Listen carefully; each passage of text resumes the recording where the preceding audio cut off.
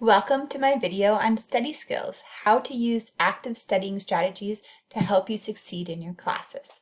My name is Miss Kinney and I'm a biology teacher. So remember, when we think about assessments can be multiple choice or short answer tests. They can be oral exams. They can be lab reports or essays. They can be multimedia presentations. They can be reflections on learning. They can be projects that you've worked on throughout the unit. So assessments can take many different forms. And please remember that teachers want to help you succeed. The best part of our jobs is spending time with you all and helping you learn. So here are some ways we try to help.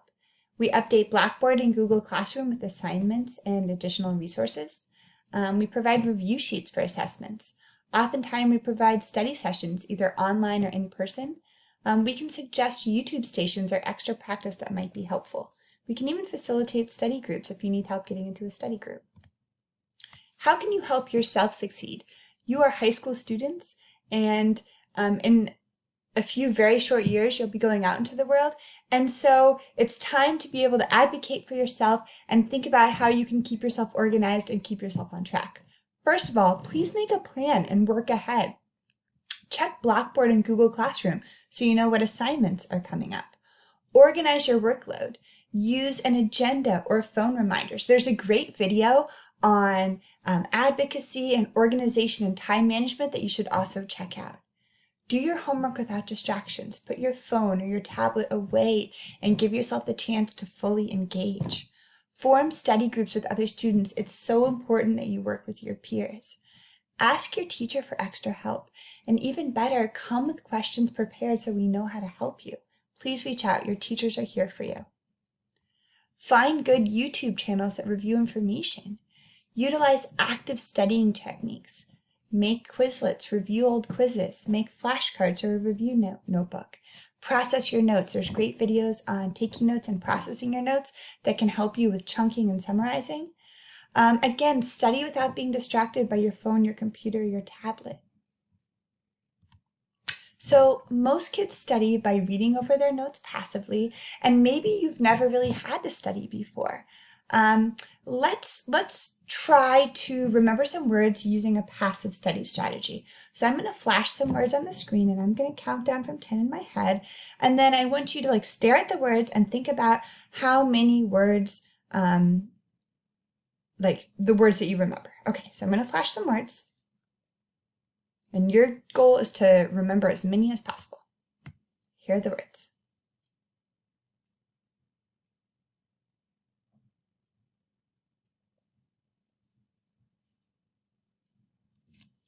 Okay, so pause the video and write down how many words you remembered.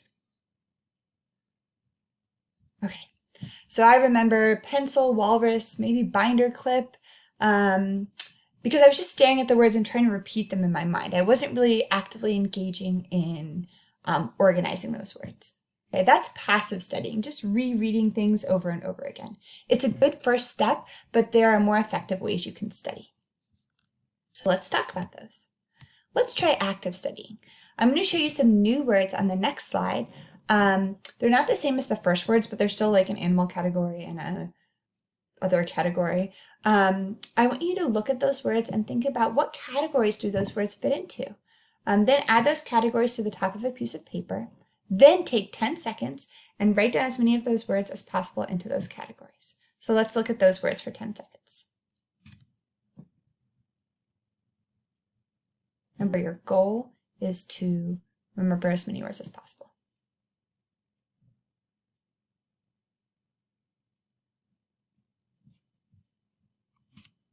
Okay, so you look at your list, flip it over, and then see how many words you can remember. So maybe you have two categories. You have an animal category, hyena, cow, hippo, and then you have a other category. Spoon, cup, fork. So even making those categories and actively writing down those words will allow you to remember more words. And maybe studying will take a little bit longer because you have to rewrite and classify, but you'll remember things better. So what helped? Maybe if you worked with a a family member or a peer on this, brainstorming in groups is always helpful. Classifying information into categories is helpful. Actively writing down information is helpful. So these active study strategies are going to lead to remembering the information better. Remember, your teachers try to help you stay organized. They have Blackboard sites with announcements and with assignments. The challenge is teachers will do this in a different way. So this is an example from one of my classes.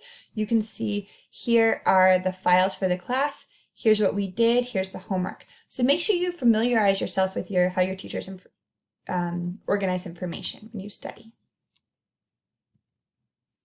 Here's an example from my Google site. So you can see my warm-up from every day is in classwork. Sometimes you have folders. The other thing you can do, and I highly encourage you to check out this video, is organize your class materials into folders, organize your Google Drive, because the first step to being a successful studier is to be organized and to manage your time well. So check out that video as well. So the reason I was talking about Google Classroom and Blackboard is because to actively study, you need to use your notes and your assignments from your teachers. You need to process your notes. See the video on this? You need to make mnemonic devices and then practice writing questions for yourself, practice summarizing the information. You need to use assignments such as graphic organizers that your teachers gave you to help you organize yourself as you study. So use the tools your teacher gave you to help you set up how you're going to study. That's step one. So this is a history example. This is a study plan from a World History 1 class, and you can see the teacher has set up for you how you should study. First, you organize yourself. Do you have all this information? Where can you find it on Blackboard or Google Classroom if you don't have it? Okay, step one, get yourself organized. Step two, use things your teacher provided you. Use your reading quizzes to look over old questions. Go through the vocab list, okay? Go through the PowerPoints for each day. Come up with questions and then answer them on the slide, okay? So this is a really useful resource. It's a review guide, but it also is kind of a guideline for how to study, right? Then it says go back to your vocab list, write definitions in your own words. Now, after that, they say it's time to study, okay? So this is a multi-page document that sets up a study strategy for you. So your teachers are here for you. Let us help you. Please use the review materials we provide to you and the other materials we provide to you in class. Here's an example from Biology 1. The first part of the study guide on scientific method has scenarios and practice questions. And then the answer key would be posted on Blackboard, or you would go over the answers in class. So again, use the review materials your teacher has provided you with. Here's an example of a graphic organizer from English. This graphic organizer would be used along with Oedipus Rex and helps you organize the information into character lists, symbols, literary devices. So it's helping you chunk the information. Okay, so please use the resources provided to you to help you organize your study. So how can you actively study? First, you can quiz yourself. Find online practice opportunities. Make a Quizlet for yourself or find pre-made Quizlets. These are some biology examples for Biology 1 and AP Biology of websites where somebody else has generated questions for you. Ask your teacher for extra questions. Go over old quizzes. Use a test prep book if you want. Use your review sheet as a guideline on what to study, but fill it out at the end to test your knowledge. So just doing the review sheet itself isn't enough. That should be for you to quiz yourself, okay? Or have somebody else quiz you. You can also write it out. Many of my students create summary notebooks. So this is an example. These were not the notes we took in class. They used the notes we took in class and organized them for themselves in a summary notebook. So rewriting your notes and organizing your notes, again, check out the processing notes video, is a very helpful active studying strategy. Some students use flashcards. These are an example of a flashcard one of my students made. And she took one concept and wrote the name of the concept on one side and then diagrammed it out because she learned best through pictures. Make sure you work within your learning style, and then wrote out the important information for herself. Talk it out or listen to somebody else. Talk to yourself. One of my students told me that he talks to himself, all the information in his room to help him remember it. Talk to friends, form study groups. Study groups are very, very important for building peer relationships and also for supporting each other. Make a family member listen to you explain. One of my students told me she sat at the kitchen table and she just talked to her dad about the material and it helped her review. Watch videos to review or have a peer explain a concept to you. For example, maybe you like Khan Academy, watch those videos. Your teachers can often recommend good videos that could help you. See if your teacher is holding a review session and attend. Come prepared with your questions. So I ask my students to write reflections every year about things they learned in class and ways I can improve, because it's always important to improve yourself. And this was a student reflection on studying. So this student said, at the beginning of the year, I didn't really study much. I just glanced over my notes before class or just listened in class.